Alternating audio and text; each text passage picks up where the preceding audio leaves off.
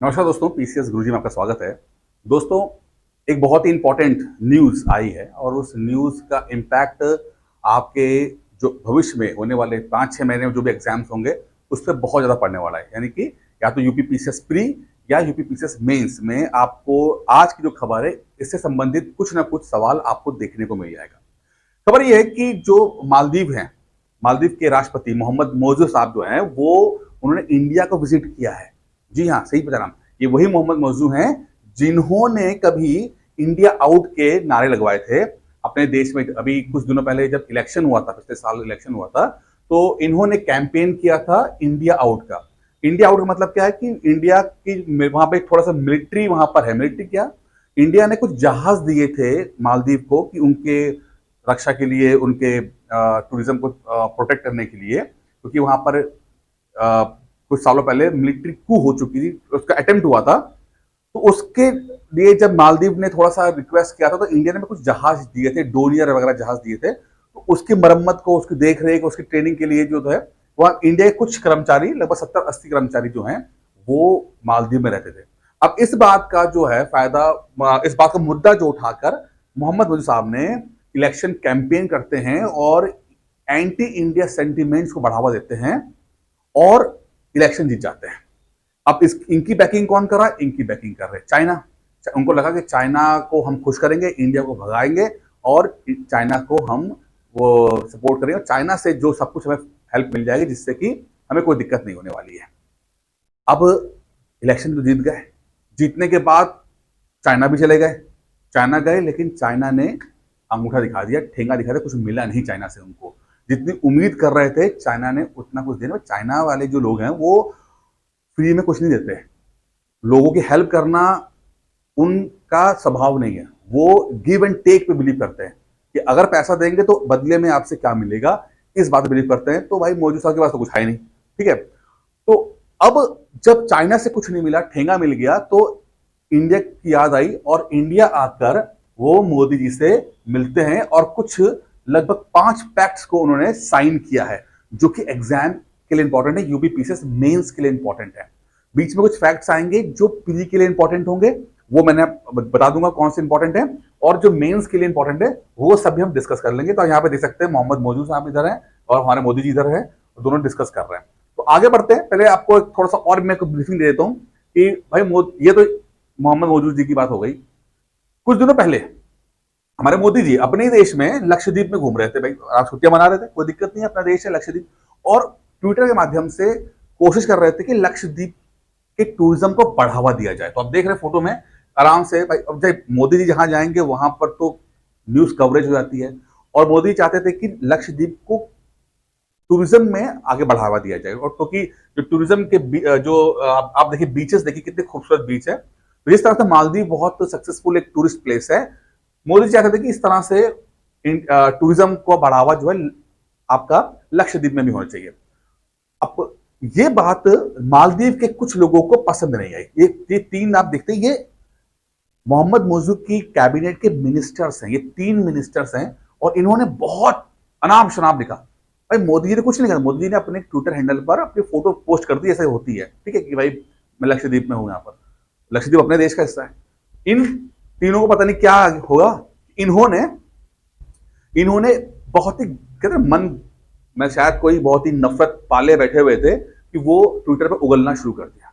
अब ये मैटर जो है जब तूल पकड़ लिया, ज्यादा ज्यादा इस बात की कंट्रोवर्सी हो गई, तो इंडिया ने कंप्लेन किया मालदीव को। तब जाकर मालदीव सरकार ने इन लोगों को अपनी कैबिनेट से सस्पेंड कर दिया, सस्पेंड किया गया। और अभी तो जो लेटेस्ट न्यूज ये है, इसमें तो इनको तो पार्टी से निकाल दिया गया इनको तो, ठीक है। तो ऐसी कुछ कंट्रोवर्सीज के बीच में मोहम्मद मौजू का भारत आना काफी न्यूज बनाता है। इसीलिए एग्जाम के लिए बहुत इंपॉर्टेंट हो जाता है। जो भी घटना बहुत इंपॉर्टेंट, मतलब एक हाइप क्रिएट होता है, तो उससे संबंधित चीजें भी एग्जाम में आती है, क्योंकि एग्जामिनर भी जो है वो भी इंसान है, वो भी खबरें देख रहा होता है, वो भी आसपास की चीजों से प्रभावित होता है और एग्जाम में सवाल डालता है। अब थोड़ा सा और पढ़ते हैं इसको, पहले समझते हैं ज्योग्राफी समझ लेते हैं कि इसकी ज्योग्राफी है क्या, ठीक है। ये इंडिया आपका, श्रीलंका हो गया। आप यहां देखिए, ये है मालदीव। इंडिया और मालदीव के बीच में आप डिस्टेंस देख लीजिएगा। यहां पर थोड़ा कर दो। अब यहाँ पर मैं दो तीन बातें आपको बताना चाहूंगा। ये आपका इंडिया हो गया, ये आपके मालदीव के जो हैं, ये पूरा मालदीव का इलाका ये हो गया, ठीक है। ये मालदीव के पूरे ये टापू हैं, छोटे बड़े सब मिला के यहाँ पे। राजधानी है माले, ठीक है। अब यूपीएससी में भी सवाल आ चुका है और बाकी और छोटे एग्जाम में आ चुका है कि भारत को मालदीव से कौन सा समुद्र जो है वो बीच में अलग करता है, तो वो है 8 डिग्री चैनल। आप ये देख रहे हैं 8 डिग्री चैनल जो है ये करता है।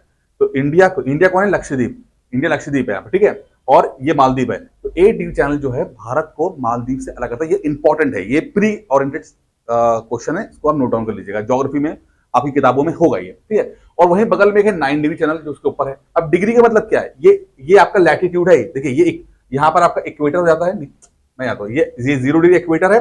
तो अब यहाँ मान लीजिए इंडिया जो है 6 डिग्री चल रहा है, 8 डिग्री चल रहा है, यहाँ पर मालदीव है।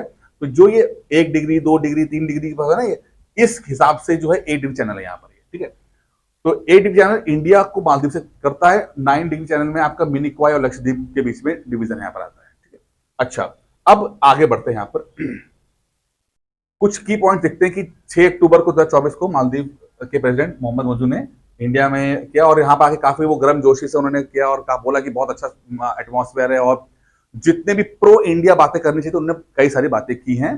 कुछ फैसले, अच्छे फैसले भी लिए गए हैं जो डिस्कस हम करते हैं, ठीक है। जिसमें रुपे कार्ड जो है वो लॉन्च किया गया है, ठीक है।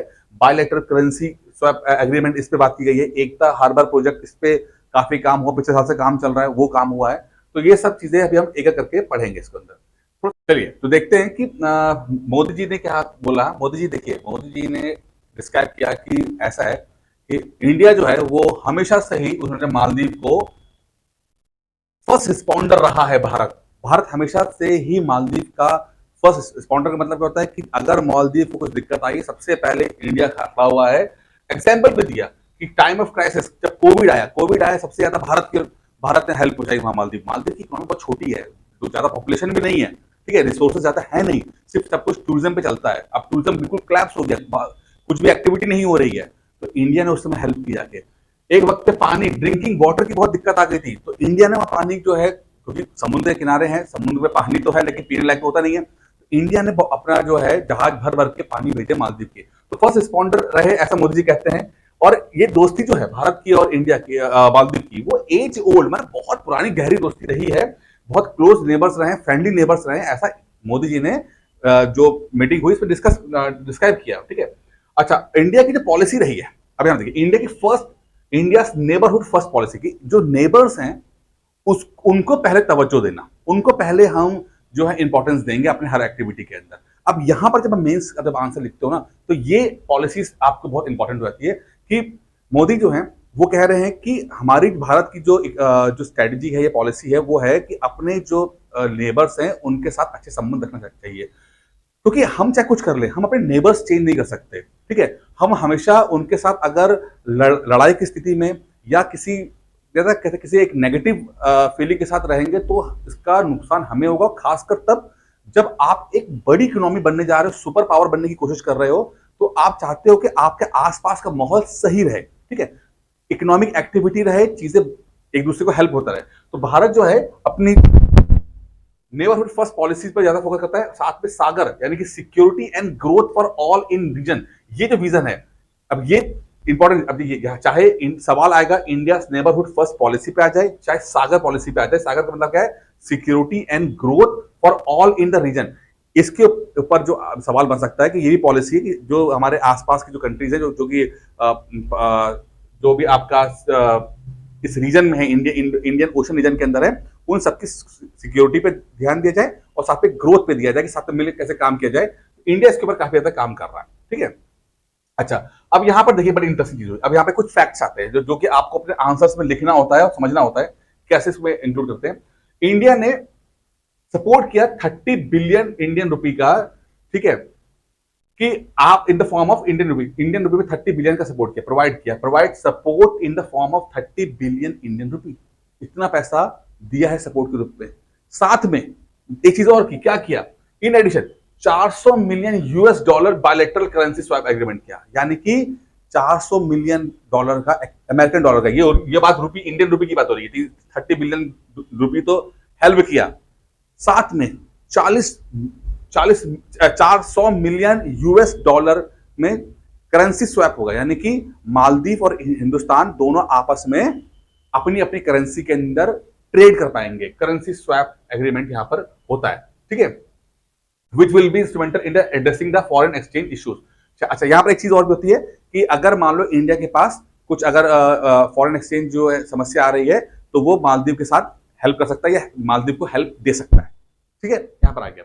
अच्छा, अब मालदीव चाहता है कि फ्री ट्रेड एग्रीमेंट भी हो। फ्री ट्रेड एग्रीमेंट क्या होता है कि भाई मालदीव और इंडिया अपने अपने सामान, जैसे इंडिया से सामान बन के मालदीव जाए, मालदीव से बन के इंडिया आए, बीच में कोई टैक्स बैरियर या तो ना हो या तो कम से कम हो। यानी कि अगर मालदीव अपना कोई सामान बेचना चाहे इंडिया में, तो इंडिया को टैक्स ना लगाए या बहुत कम लगाए, जिससे कि मालदीव का सामान सस्ता पड़े, इंडियंस उसे खरीदे, इससे डिमांड और क्रिएट हो और मालदीव का प्रोडक्शन और हाई हो। सेम इंडिया के साथ भी है। इंडिया चाहता है कि अपना माल वो मालदीव भेजे, वहां पर टैक्स ना लगे और ज्यादा सामान जाएगा, सस्ता होगा तो वो बिकेगा और फिर डिमांड बढ़ेगी, इससे इंडिया को फायदा होगा। तो ऐसा फ्री ट्रेड एग्रीमेंट की बात भी मालदीव ने कही है, ठीक है।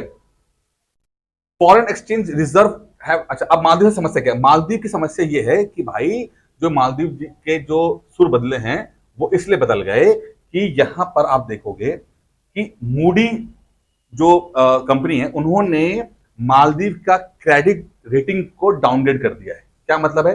बोला है कि मालदीव के पास ज्यादा पैसे बचे नहीं है। मूडी जो कि रेटिंग एजेंसी है कहती है मालदीव की इकोनॉमी ठीक नहीं चल रही है और उसकी जो रेटिंग है उसे कम कर दिया कि भाई ये तो होता है ना, आपका सिविल स्कोर होता है, अगर 900 है तो बहुत अच्छा है, अगर 700 है तो कम अच्छा है, ठीक है। इस तरह से अलग अलग कंट्रीज की रेटिंग होती है। जब मूडीज ने इसकी रेटिंग कम की है, कह रहे हैं कि भाई तुम्हारा तो डिफॉल्ट होने का रिस्क है। क्यों रिस्क है? क्योंकि जितना तुम्हारे पास कर्जा है, कर्जा कितना है? 2025 कहते हैं 2025 में तुम्हारे पास 600 मिलियन डॉलर का कर्जा हो जाएगा। 600 मिलियन डॉलर का कर्जा हो जाएगा और 2026 में तो आते आते 1 बिलियन डॉलर का कर्जा हो जाएगा। 2026 से आते थे 1 बिलियन डॉलर का कर्जा हो जाएगा। किसके ऊपर? मालदीव के ऊपर। जबकि उनकी इकोनॉमी कितनी है? उनकी इकोनॉमी है मात्र 450 मिलियन। 450 मिलियन इतनी कम है, यानी कि कर्जा ज्यादा हो गया है, इकोनॉमी छोटी हो गई है, जीडीपी छोटा है, कर्जा ज्यादा है। और 2026 तक आते आते तो 1 बिलियन यानी कि अपनी जीडीपी का डबल ट्रिपल हो जाएगा। उस समय शायद मालदीव कोलैप्स कर जाए, खत्म हो जाए, इकोनॉमिक जो है वो इकोनॉमिकली बैंकरप्ट हो जाए। तो अब मोदी को जो उम्मीद थी चाइना से, चाइना तो हेल्प कर नहीं रहा है, ठीक है। तो इंडिया के पास दौड़े दौड़े आए कि भाई इंडिया बचा लो, और फिर इंडिया ने वही काम किया जो हमेशा करते आए, हेल्प की है यहाँ पर, ठीक है। पैसा भी दिया है, चाहे वो इंडिया के रुपीज में हो, चाहे वो करेंसी स्वैप हो, दोनों में क्या किया गया है, ठीक है। अच्छा, अब यहाँ पर कुछ और है जो थोड़ा सा पॉइंट्स आपको जोड़ रहे हैं कि यहाँ पर आप देखेंगे कि डिफेंस और सिक्योरिटी कॉर्पोरेशन की बात की है कि जो है वो अब डिफेंस सिक्योरिटी कॉर्पोरेशन में इंडिया और मालदीव जो है दोनों मिलकर काम करेंगे। अब यहां पर समझने वाली बात यह है कि ये वही मालदीव है जो इंडिया आउट का कैंपेन लगाता है, इंडिया मिलिट्री आउट का कैंपेन लगाता है कि मालदीव की धरती पर भारत के फौजी नहीं रहने चाहिए, उसका कैंपेन चलाता है। और वो जो बंदा कैंपेन चलाता है वो जीत भी जाता है, राष्ट्रपति बन भी जाता है। वही राष्ट्रपति जब जीत के आता है तो कहता है कि अच्छा है कि अब आपके और हमारे बीच में ना मिलिट्री कॉर्पोरेशन भी होना चाहिए। तो ये वक्त की बात है। जब आप अपोजिशन में होते हो तो कोई भी गाली देते रहो, लेकिन जब आप जिम्मेदारी बनती है, जब आप राष्ट्रपति बनते हो, पावर में आते हो, तब आपको रियलिटी समझ में आती है कि आपका साथ में कौन है और कौन फालतू बातें कर रहा है। तो मोदी साहब को जो है वो रियलिटी चेक हो गया, समझ में आ गया कि जब अपोजिशन में होते ना तो कुछ भी बोलते रहो ना, नाम आराम शनाब कुछ बोलो, इंडिया आउट, फलाना आउट, ये दिमाग आउट, मोदी जैसे ये वो। ये पावर में आए हैं, अब काम करना है, कैसे काम करेंगे? रिसोर्सेज है नहीं, ठीक है। तो अब यहां पर आए हैं मिलिट्री और डिफेंस कॉर्पोरेशन को मजबूत करने के लिए कि भाई यहां पर आए, ठीक है। तो यहां पर आप देखेंगे कि लगभग 80 जो मिलिट्री पर्सनल थे उनको बाहर कर दिया गया था, ठीक है, यहां पर।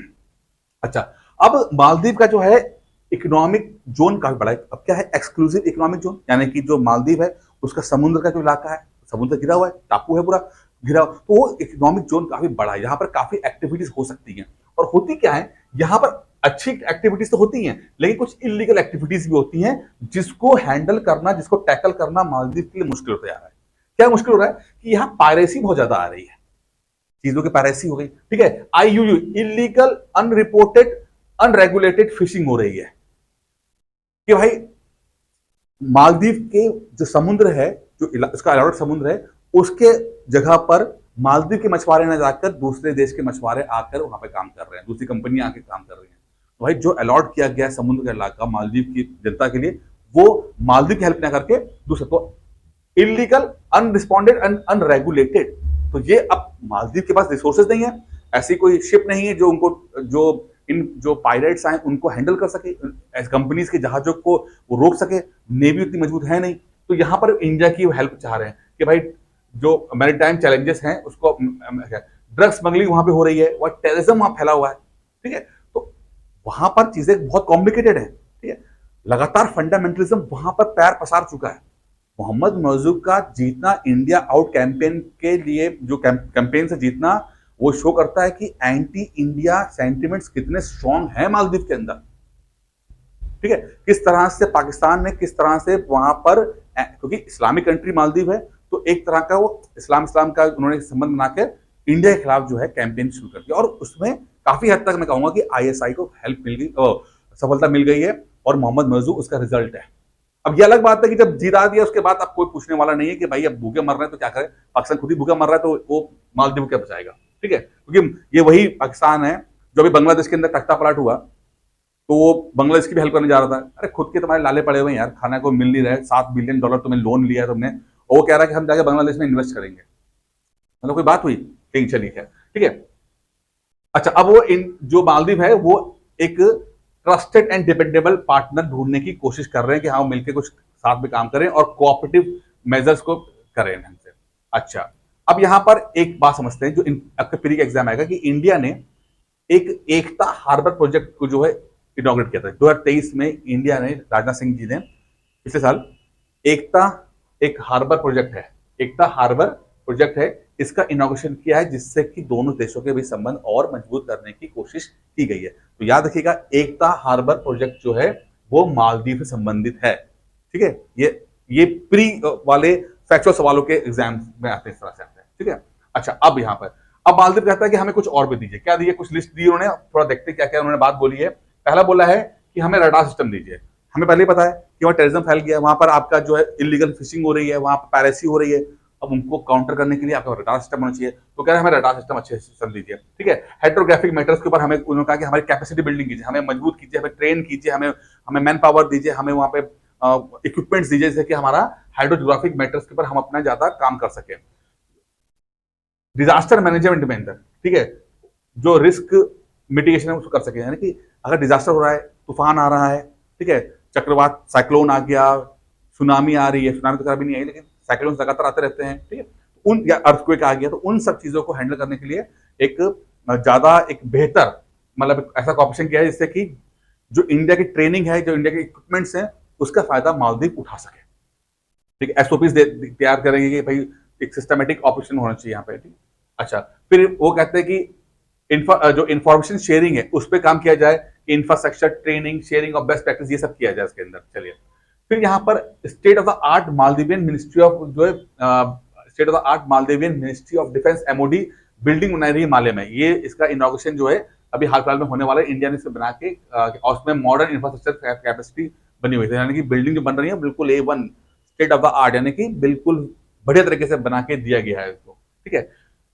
अच्छा, जो पुलिस है, मालदीव की पुलिस है, मालदीव पुलिस सर्विस है, उसको भी उसकी कैपेसिटी बिल्डिंग और ट्रेनिंग जो है दी जा रही है। वो ऐसा बात बोले कि इसको और बेहतर कराया जाए, तो उसके लिए इंडिया की हेल्प चाहिए, ठीक है। फाइनेंशियल हेल्प चाहिए, वो तो लगातार उनको चाहिए क्योंकि उन पर बहुत ज्यादा कर्जा हो गया है, ठीक है। अच्छा, मालदीव इज इंपॉर्टेंट फॉर अब देखिए मुझे ने क्या बोला, Maldives is important for peace and stability in the Indian ocean region and India is an important partner in the maritime security domain. वो कहते हैं कि भारत, मालदीव तो इंपॉर्टेंट है ही है इंडियन ओशन रीजन के अंदर, ठीक है, क्योंकि इंडिया और चाइना दोनों के नजर मालदीव का रहती है, लेकिन इंडिया जो है वो एक इंपॉर्टेंट पार्टनर है इस सिक्योरिटी डोमेन के अंदर। तो इंडिया की इंपॉर्टेंस को समझने की कोशिश कर रहे हैं यहाँ पर मौजूद, ठीक है। खैर, अच्छी बात है, समझ जाए, बहुत बढ़िया बात है। अब यहाँ पर एक विक्रम, जो हमारे फॉरेन सेक्रेटरी है विक्रम मिश्री, उन्होंने कुछ और पॉइंट्स रखे हैं, ठीक है। इसमें देखिए यहाँ पर क्या रखा है। अब इंडिया क्या बोल रही है? इंडिया बोलती है कि देखिए जो मालदीव फेस कर रहा है वही हम भी फेस कर रहे हैं, ठीक है। क्या फेस कर रहे हैं? टेररिज्म, ड्रग ट्रैफिकिंग, पायरेसी, अब ये सब टॉपिक ऐसे हैं जो लगातार हर जो कोस्टल कंट्री होती है वो झेलती है इस तरह का, ठीक है। तो इन सबको मिलकर ही करा जाएगा, क्योंकि प्रॉब्लम क्या है कि पायरेट्स अगर मिलकर काम नहीं करेंगे तो होता क्या है कि जब ये पायरेट्स आते हैं, अब इनके पास भी अच्छे अच्छे जहाज हो चुके हैं, ये एक बहुत तेजी से मूव करते हैं, जिससे कि जब तक कोई कंट्री उस पर एक्टिविटी करती है तब तक ये भाग जाते हैं। अब अगर आपस में इंफॉर्मेशन शेयरिंग नहीं होगी, आपस के अंदर जो है वो एक कोलैबोरेशन नहीं होगा, तो ऐसी चीजों पे कंट्रोल करना बहुत मुश्किल हो जाएगा, ठीक है। अच्छा, अब यहां पर इंडिया ने एक जो इंटरेस्टिंग बात बोली है, जो आपको एग्जाम के लिए बहुत इंपॉर्टेंट है, वो है कोलंबो सिक्योरिटी कॉन्क्लेव। अब कोलंबो सिक्योरिटी कॉन्क्लेव के में जो है वो इंडिया और मालदीव दोनों फाउंडिंग मेंबर्स। अभी क्या है ये बताता हूं मैं आपको, कोलंबो सिक्योरिटी कॉन्क्लेव, ठीक है। और इसीलिए to work closely in advancing that common maritime and security interest with an aim to achieve a safe, secure and peaceful Indian ocean region. चूंकि इंडिया क्या बोल रही है, चूंकि भारत और मालदीव दोनों इन कोलंबो सिक्योरिटी कॉन्क्लेव के फाउंडिंग मेंबर हैं, इसीलिए जो ये हिंद महासागर का जो रीजन है, इस पे सेफ्टी सिक्योरिटी रखने की जिम्मेदारी दोनों की बनती है, और दोनों मिल बांट के यहाँ पर पीस को बढ़ावा देने की कोशिश करनी चाहिए, ठीक है। अब इन सब बातों पे भारत और मालदीव ने कुछ एग्रीमेंट्स किए हैं। ओवरऑल मैंने आपको बता दिया कि ये बातें हुई हैं। इतनी बता दिया है कि अगर क्वेश्चन आता है इंडिया और मालदीव के संबंधों के ऊपर, आप आराम से अपना 8 नंबर या 12 नंबर का आंसर लिख सकते हो, कोई दिक्कत नहीं इसके, ठीक है। अब यहां पर कोलंबो सिक्योरिटी कॉन्क्लेव की बात कर लेते हैं कि इसमें क्या है। तो कोलंबो सिक्योरिटी जो कॉन्क्लेव है वो 2011 में फॉर्म हुआ, ठीक है। और इसके जो फाउंडिंग मेंबर कौन है, इंडिया, श्रीलंका, मालदीव, तीन है, इंडिया, श्रीलंका, मालदीव, एक देश और बन के आया Mauritius. India, Sri Lanka, Maldives founding member है, बाद में एक इंक्लूड हुआ, मॉरिशस इंक्लूड हुआ। काम क्या है, एक है मैरीटाइम सिक्योरिटी ग्रुप, यानी कि समुद्र में, जो मैरीटाइम मतलब समुद्र में सिक्योरिटी के पर्पस का बनाया गया है। तो इंडिया, श्रीलंका, मालदीव, बाद में मॉरिशस आ गया। तो आप सवाल कैसे पूछ सकता है, या तो पूछ सकता है कि भैया ये कोलंबो सिक्योरिटी सर्विसेज है क्या, कौन, वो आप बता देना, मैरीटाइम सिक्योरिटी ग्रुप है, ठीक है। या पूछ सकता है कि कोलंबो सिक्योरिटी ग्रुप में कौन कौन से फाउंडिंग मेंबर हैं, कौन कौन से मेंबर्स के अंदर हैं, ठीक है। तो यहाँ पर इंडिया, श्रीलंका, मालदीव आ गया, बाद में मॉरिशस आ गया इसके अंदर, ठीक है। बांग्लादेश और सिशल्स भी हैं, लेकिन अभी ये ऑब्जर्वर ग्रुप में इसको भी जोड़ा नहीं गया है, हो सकता है भविष्य में जोड़ दिया जाए इसके अंदर, ठीक है। तो ये पूरा था, आपको मैंने बता दिया इसके अंदर। और मैं फिर कह रहा हूं, चाहे 8 नंबर का सवाल आए, चाहे 12 नंबर का सवाल आए, चाहे प्री का सवाल आए, चाहे मेंस का सवाल आए, आप आज का वीडियो अगर आपने यहां तक देख लिया है, यकीन मानिएगा कि आपका सवाल हो जाएगा, कोई दिक्कत ज्यादा विशेष आएगी नहीं आपको। बाकी तैयारी आप करते रहिए, कोई दिक्कत आ रही है तो एक ये गृहलक्ष्मी नाम का स्पेशल महिलाओं के लिए एक बैच चलाया है, सिर्फ महिलाओं के लिए बैच है, गृहलक्ष्मी वाला बैच है ये, और यूपी पीसीएस 2025 के लिए, प्री प्लस मेंस के लिए। और इसके अंदर इतना अच्छा प्रोसेस बनाया गया है कि जो महिलाएं 30+ एज की हैं, फैमिली है, जो कि जिनके लिए बहुत मुश्किल होता है तैयारी करना, ठीक है, तो उनको सपोर्ट करने के लिए एक स्पेशल बैच है। और इसमें जो प्रोसेस है वो स्पेशली महिलाओं को मद्देनजर रखते हुए डिजाइन किया गया है। वो इतना अच्छा प्रोसेस है कि हमने इसमें बोला है या तो भाई पीसीएस आप बनेंगे या तो आपकी फीस वापस होगी। तो एक मनी बैक गारंटी वाला प्रोग्राम जो है चलाया जा रहा है, सिर्फ स्पेशली फॉर गृहलक्ष्मी, यानी कि वो औरतें जो 30 साल से ऊपर की हैं, जिनकी शादी हो चुकी है, बच्चे हैं, फैमिली है, तैयारी करना चाहती है, सिर्फ उनके लिए बैच है। अच्छा, इसकी फीस कितनी है, मात्र 4,999 रुपए, और इसके लिए आप 9919521555 पे कॉल करके इसकी आप कोर्स की ज्वाइन कर सकते हैं। या कोई आपको कुछ प्रॉब्लम हो डिस्कस कर सकते हैं, इसी नंबर पे आप कॉल भी कर लीजिएगा, आपकी डिस्कशन हो जाएगा, इसके अंदर कोई प्रॉब्लम हो सॉल्व हो जाएगा आपका। अगर कोई पुरुष है या किसी महिला की एज 30 से कम है, शादी नहीं हुई है, गृहलक्ष्मी वाले बैच में नहीं आ पा रही है, उनके लिए अलग से बैचेस हैं, ठीक है। तो आप उसके लिए भी इसी नंबर पर कॉल करके बात कर सकते हैं। फीस उतनी रहती है, फीस अलग नहीं होगी इसके अंदर, सिर्फ गृहलक्ष्मी वाले में मनी बैक है, क्योंकि जो महिला हाउस वाइफ है, पढ़ाई छोड़े समय हो चुका है, उसको उसकी एफर्ट के लिए, मेहनत के लिए, ये हमारी तरफ से एक प्रयास है, जो कि क्योंकि पता है कि एक जो गृहलक्ष्मी होती है उसको बहुत मेहनत करनी पड़ती है पीसीएस की तैयारी करने के लिए। हमारी तरफ से जो सहयोग बन सकता है वो आप ये करें। तो दोस्तों, इस वीडियो में इतना ही था, उम्मीद करता हूं वीडियो पसंद आया होगा।